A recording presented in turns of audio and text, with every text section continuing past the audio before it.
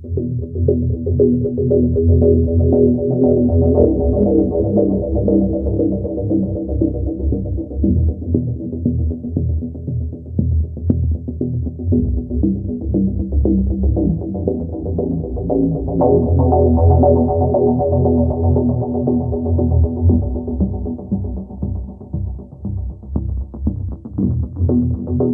कहा था अमन चौबे और जयदेव।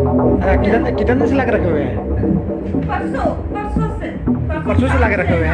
हाँ, परसों शाम से। दो लेडीज हुई और 2-3 बच्चा। हाँ, हम सारा कुछ रखे हैं डिटेल। और कोई यदि है मेरे हस्बैंड मेरे पास दिखता है, हस्बैंड पास 4-5 दिन से रखे हैं। कहाँ से लेके आया था आप लोग को? हमको लगा है कसमार से, हमको लगा है कथारा मिला पेट्रोल पंप से अमन चौबे जाके लाए।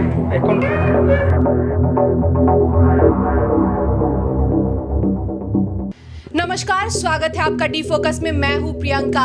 एक मानवता को शर्मसार कर देने वाली घटना एक बार फिर सामने आई है, वो भी बोकारो के सबसे पॉश इलाके कोऑपरेटिव कॉलोनी से। जी हां, बिल्कुल 3 दिन से वहां एक परिवार को बंधक बना के रखा गया था। एक बार पहले भी कोऑपरेटिव में ऐसे मामले सामने आ चुके हैं। एक बार पहले भी जो है एक पूरे परिवार को जो है इसी तरीके से बंधक बना के रखा गया था और ये सुर्खियां पूरे देश तक पहुंची थी। पूरे देश के लिए कि बड़ा मामला हो चुका था।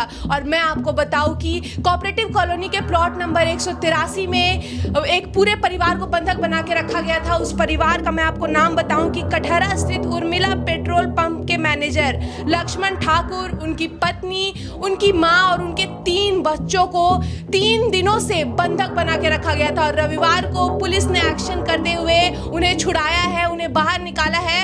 लेकिन आप सोच रहे होंगे कि इतने दिन बाद हम इस खबर को आप तक क्यों पहुंचा रहे हैं, क्योंकि बहुत जरूरी है इन खबरों को आप तक पहुंचाना, क्योंकि पुलिस ने छापेमारी की है और पूरे परिवार को बचाया है, बंधक होने से बचाया है। 3 दिन से उन्हें बंधक बना के रखा गया था और उन्हें छुड़ाया गया है। हमारे साथ हमारे वरिष्ठ पत्रकार रामनारायण शर्मा जी भी मौजूद है। शर्मा जी, किस तरह का ये शर्मसार कर देने वाली घटना सामने आ रही है, क्योंकि लगातार एक बार पहले भी कोऑपरेटिव कॉलोनी से ही ऐसी घटना सामने आई थी और एक बार फिर ऐसी घटना सामने आ रही है। प्रियंका, सबसे पहले डी फोकस देखने वाले सभी दर्शकों को डी फोकस की तरफ से बहुत बहुत जोहार। और जिस तरह की बात आप बता रही हैं, जिस घटना के बारे में बता रही हैं, सचमुच बोकारो ही नहीं पूरे झारखंड को शर्मसार करने वाली यह घटना कही जा सकती है कि एक पूरे परिवार को बोकारो के सबसे पॉश इलाके के प्लॉट संख्या 183 में बंधक बना लिया जाता है और 3 दिनों तक वह पूरा परिवार इस टॉर्चर से सफ़र होता है। पुलिस को गुप्त सूचना मिलती है, बोकारो के एसपी साहब को गुप्त सूचना मिलती है, जिसके बाद एक्शन में पुलिस आती है और बीएस सिटी थाना पुलिस एक्शन में आकर इस पूरे परिवार को छुड़ाती है। प्रियंका, लेकिन जैसा आप देख रहे हैं कि बोकारो में पहले इस तरह की घटनाएं नहीं होती थी। बोकारो को इसलिए बौद्धिक शहर कहा जाता था, शैक्षणिक शहर कहा जाता था, क्योंकि बोकारो के लोग इस तरह की घटनाओं में शामिल नहीं होते थे, इस तरह की घटनाओं को अपने यहाँ होने भी नहीं देते थे। लेकिन इस घटना ने पूरे बोकारो को तो दहला कर रख ही दिया है, शर्मसार भी कर दिया है। बोकारो के लोग शर्म से लोगों का सिर झुक चुका है कि आखिर हमारे बोकारो में ये क्या कुछ चल रहा है, प्रियंका।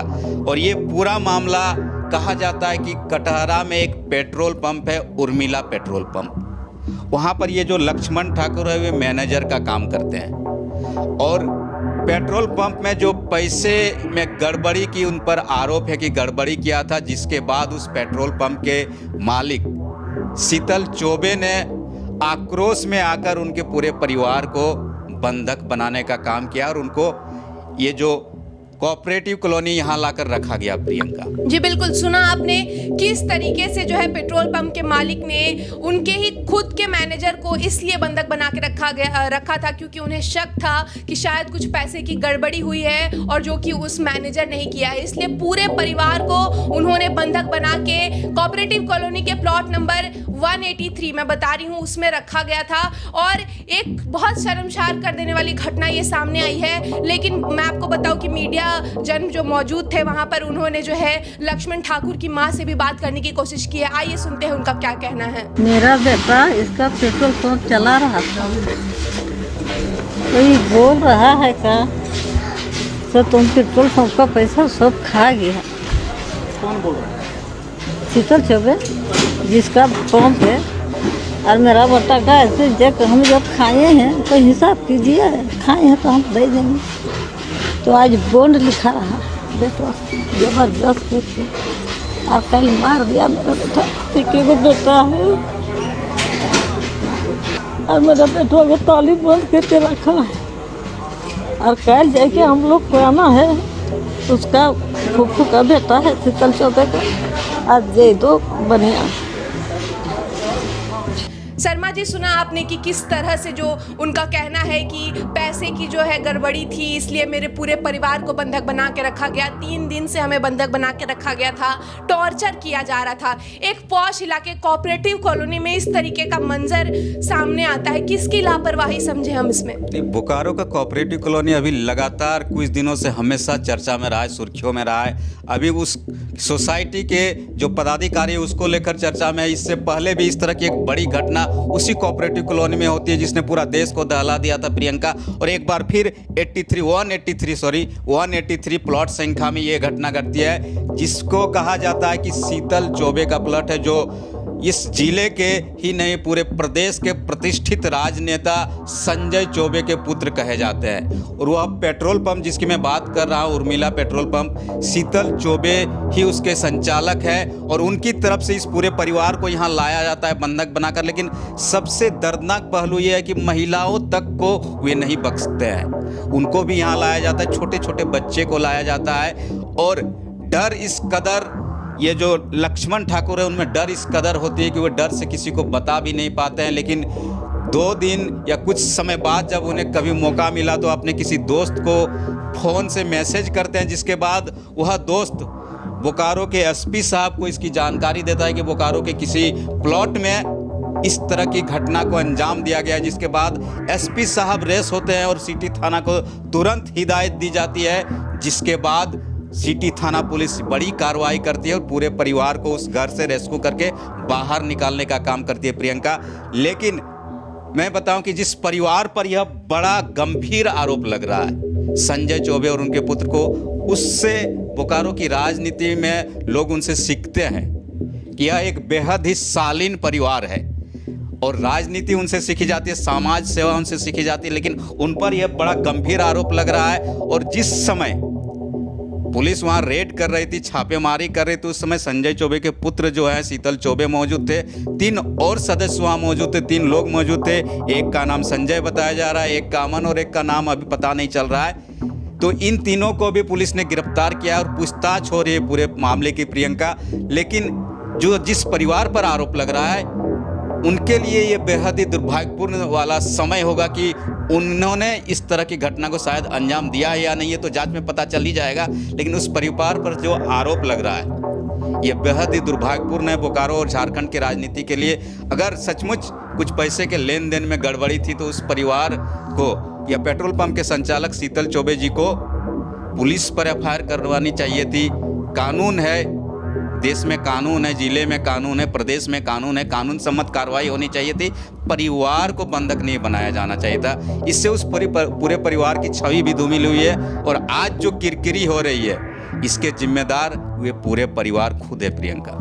एक सवाल पुलिस प्रशासन पर भी उठ रहा है शर्मा जी, क्या हमें पुलिस प्रशासन को दाद देनी चाहिए कि जैसे ही उन्हें उनको इन्फॉर्मेशन मिला उन्होंने तुरंत कार्रवाई की और बंधक हुए परिवार को छुड़वाया, या फिर हमें लापरवाही माननी चाहिए कि 3 दिन से एक परिवार बंधक था? नहीं, ये पूरी तरह से आप पुलिस को, हम लोग कुछ भी घटना होती है जिला प्रशासन को हम लोग हमेशा दोषी ठहरा देते हैं प्रियंका। लेकिन मैं समझता हूँ कि कुछ मामलों में इस तरह की जल्दबाजी अच्छी नहीं होती है। आखिर पुलिस प्रशासन को किसी बात की भनक मिलेगी, वो पोश इलाका होता है, आप ऐसी कहे जाती, कोऑपरेटिव कॉलोनी को पोश इलाका कहा जाता है, जहाँ पर शालीन लोग, पढ़े लिखे लोग, बुद्धिजीवी लोग रहते हैं।